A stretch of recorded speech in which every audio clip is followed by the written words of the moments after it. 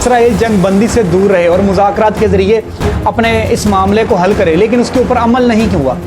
ये जो 13 जज साहिबान हैं ICJ के, उनका जो फैसला है बड़ा खुशाइंद है और लोगों को वहाँ पे जो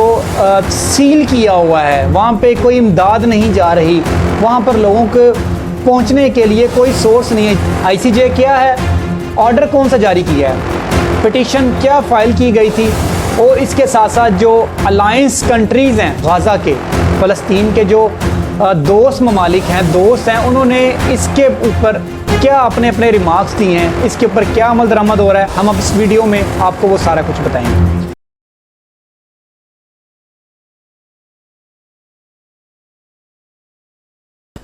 अस्सलाम वालेकुम नाज़रीन, AR ऑफिशियल से मैं हूं आमिर बशीर। एक बड़ी अहम पेशरफ्त हुई है इसराइल और फ़लस्तीन के दरमियान जंग चल रही है, उस हवाले से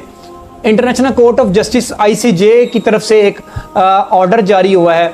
जिसको अमल दरामद करवाने के लिए उन्होंने इंटरनेशनल कम्युनिटी और यूनाइटेड नेशंस के जो अदारा है उसको दरख्वास्त की है कि इसको बाय फोर्सली अमल दरामद करवाया जाए। ICJ क्या है, ऑर्डर कौन सा जारी किया है, पिटीशन क्या फाइल की गई थी, और इसके साथ साथ जो अलायंस कंट्रीज़ हैं गाज़ा के, फ़लस्तीन के जो दोस्त ममालिक हैं, दोस्त हैं, उन्होंने इसके ऊपर क्या अपने अपने रिमार्क्स दिए हैं, इसके ऊपर क्या अमल दरामद हो रहा है, हम अब इस वीडियो में आपको वो सारा कुछ बताएंगे। सबसे पहले मैं आपको जो ICJ international court of justice जो अदालत है, उसने जो ऑर्डर पहले किया है वो मैं आपको बता दूं। ये मैं कोट कर रहा हूं अल जज़ीरा से और डॉन न्यूज़ पाकिस्तान से। ऑर्डर में ये कहा गया है कि इसराइल को फौरी अपना फौजी हमला जो राफा के अंदर कर रहा है उसको रोकना होगा, और राफा गवर्नरी में मुदाखलत भी बंद करना होगी, जो किसी भी इंसानी ज़िंदगी को जुज़वी या मुकम्मल तौर पर तबाही का बायस बन सकती है। इसके अलावा उन्होंने कहा कि इजिप्ट और गाज़ा को मिलाने वाली शाहराहें उसे भी खोलना होगा, ताकि जो इमदाद की तरसील है वो यकीनी बनाई जा सके। ऑर्डर में इस बात का भी जोर दिया गया है कि मार्च से ऑनवर्ड इंसानी जिंदगियों पर जो इफेक्ट आ रहे हैं वो बद से बदतरीन होते जा रहे हैं, बल्कि ये कहें कि बदतर हो चुके हुए हैं तो गलत नहीं होगा। 7 मई से इसराइल ने राफा गवर्नरी में मिलिट्री ऑपरेशन शुरू किया, उसके बाद वहां से लोगों को इवैक्यूएट करवाना शुरू कर दिया, और अभी हमारे बड़े मोतबर सोर्स ने भी ये बताया है कि जो वहाँ से इवैक्यूएशन के जो नए आर्डर है वो मिलिट्री फोर्स को इसराइल की तरफ से दे दिए गए हुए हैं। मार्च और लास्ट वीक से ऑनवर्ड तकरीबन 0.8 मिलियन लोग उस जगह से इवैक्यूएट कर चुके हुए हैं, और तकरीबन 5 से 7 हज़ार लोग जो हैं वो इस जंग में लास्ट मार्च की मैं बात कर रहा हूँ, तकरीबन उसमें शहीद भी हो चुके हुए हैं, जाँ बाक हो चुके हुए हैं। अब तक टोटल तकरीबन बात करें तो 80,700 लोग जो हैं इस जंग के अंदर लुकमाजल बन गए हुए हैं, और तकरीबन मिलियंस ऑफ पीपल नकल मकानी करके किसी दूसरी जगह पे शिफ्ट हो चुके हुए हैं। अब क्वेश्चन ये पैदा होता है कि ICJ ने पहले भी तो एक फैसला सुनाया था जो कि शॉर्ट फैसला था, और बताया गया था कि इसराइल जंग बंदी से दूर रहे और मुज़ाकरात के ज़रिए अपने इस मामले को हल करे, लेकिन उसके ऊपर अमल नहीं हुआ। इंटरनेशनल कम्युनिटी ने क्या उसके ऊपर जोर नहीं दिया, और यूनाइटेड नेशन ने उसके ऊपर क्या जोर नहीं दिया, लेकिन उसके बावजूद नस्ल कशी की गई गाज़ा के अंदर, फ़लस्तीन के बच्चों को, फ़लस्तीन के बुजुर्गों को, फ़लस्तीन की ख़वातीन को और जवानों को उनका कत्लेआम किया गया। अब ICJ है क्या, ये कौन सा अदारा है जो कि जिन्होंने ये ऑर्डर जारी किया, और इस पर अमल दरामद होगा कि नहीं ये तो वक्त ही बताएगा। लेकिन मैं ICJ के बारे में बता दूं कि इंटरनेशनल कोर्ट ऑफ जस्टिस ये एक ऐसा अदारा है जिसके अंदर टोटल 124 ममालिक शामिल हैं, और ये सेटलमेंट ऑफ डिस्प्यूट को रिजोल्व करती है। अगर एक कंट्री या रियासत किसी दूसरी कंट्री या रियासत में क्रिमिनल एक्टिविटी के अंदर इन्वॉल्व हो या उसके ऊपर कब्जा करना चाह रही हो, जिस तरह अभी जंग के मामला चल रहे हैं इसराइल और फ़लस्तीन के दरमियान, तो एक रियासत ICJ के अंदर जाती है और वहाँ पे पिटीशन फाइल करती है। जिस तरह साउथ अफ्रीका ने पिटीशन फाइल की इसराइल के खिलाफ कि वहाँ पर जेनोसाइड नस्ल कुशी की जा रही है गाज़ा के अंदर बच्चों की, और वहाँ पर तकरीबन 80,700 बच्चा अब तक बच्चा, बूढ़े और ख़वातीन जो टोटल अफराद हैं वो लुकमाजल बन चुके हुए हैं। जेनोसाइड की जा रही है, जिस बेस के ऊपर उसकी हीयरिंग्स हुई और फाइनली फ्राइडे वाले दिन उसका ऑर्डर ICJ ने सुनाया। और ICJ के फैसले से बड़े सब हैरान थे कि जिस अग्रेसिवली तरीके के साथ वो 13 जज साहिबान उस फैसले को पढ़कर सुना रहे थे। जितने भी अलायंस कंट्रीज हैं उन सबका मौक़िफ़ आया होगा, बिल्कुल आया है। पाकिस्तान ने भी अपना मौक़िफ़ दिया है उसके ऊपर। पाकिस्तान ने कहा है कि ये जो 13 जज साहिबान हैं ICJ के, उनका जो फैसला है बड़ा खुशाइंद है। हम उनके फैसले को वेलकम करते हैं और इंटरनेशनल कम्युनिटी और यूनाइटेड नेशंस को ये रिक्वेस्ट करते हैं कि वो इसके ऊपर बाय फोर्सली इस पर अमल दरामद करवाकर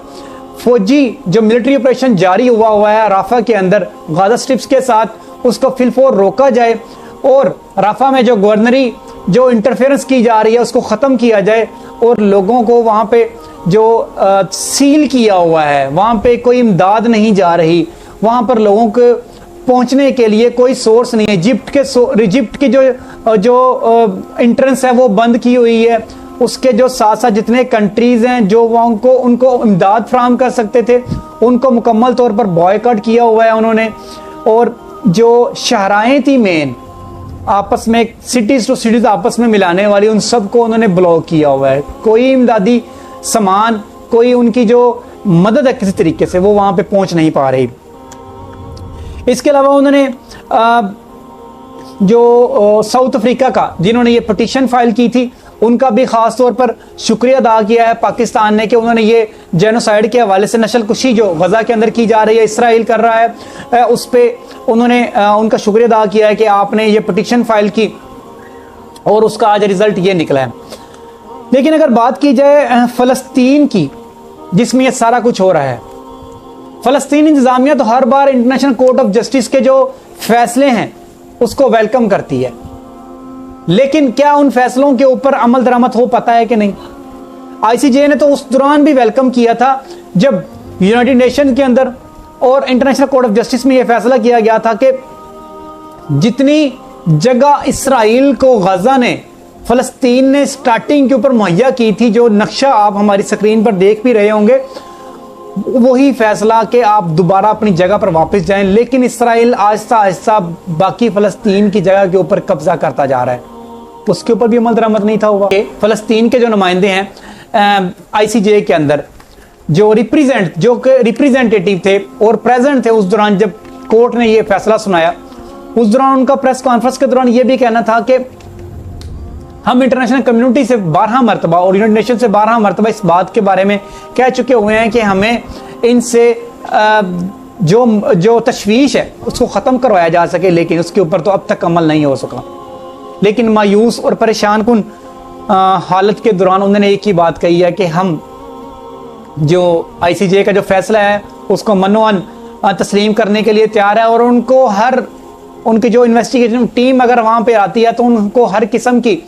कोऑपरेशंस का भी हम इस चीज़ का हमायत का ऐलान करते हैं, उनको हर जगह पर विजिट करवाया जाएगा अगर वहाँ पे आती हैं। लेकिन सबसे पहले अलायंस कंट्रीज़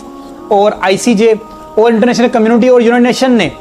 इस बात पर फोर्स दे रहे हैं कि जो मिलिट्री ऑपरेशन जारी हुआ है राफा के अंदर उसको फिलफोर ख़त्म किया जा सके और उसको सीज़ फायर किया जा सके और जो नकल मकानी के लिए जो मेन एंट्रेंस थी उनको इनकी हर्डल्स को क्लियर करें ताकि इमदाद का सिलसिला बहाल हो सके और लोगों को और बच्चों को और बूढ़े और मर्द ख़वातीन वहाँ पे उनको इमदाद फराहम की जा सके। इस हवाले से मैं मज़ीद भी आपको अपडेट करता रहूँगा। अब अगला वीलॉग इंशाल्लाह हम बताएंगे अपना कि ये जंग शुरू क्यों हुई, असल में फ़लस्तीन और इसराइल का आपस में तनाज़ा किस बात का है और कितने अरसे से ये चल रहा है। इन 1967 से लेकर अब 2024 हो चुका हुआ है, अराउंड तकरीबन 60 साल होने को हैं ये जंग चलती जा रही है। आखिर इसका अंजाम क्या होगा, आखिर मेन रीज़न क्या है, अब तक कितने लोग इस जंग के अंदर लुकमाजल बन चुके हुए हैं, वो सारा कुछ अपने अगले नए भी लोग उसके अंदर बताएंगे और आपको इस बारे में लम्हा ब लम्हा बाखबर रखते रहेंगे। तब तक के लिए अपने मेज़बान आमिर इजाज़त दें। हमारे चैनल को सब्सक्राइब आपने लाजमी करना है और लाइक करना नहीं भूलना। तब तक के लिए अल्लाह हाफिज़।